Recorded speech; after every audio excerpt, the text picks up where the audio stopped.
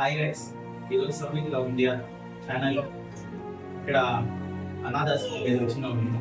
ఇక్కడ మాకు స్పాన్సర్ చేసినటువంటి గిరి గారికి ఈరోజు వాళ్ళ పుట్టినరోజు సందర్భంగా ఇక్కడ ఉన్నటువంటి వాళ్ళకి స్నాక్స్, బుక్స్ అయితే డిస్ట్రిబ్యూషన్ చేయడం జరిగింది.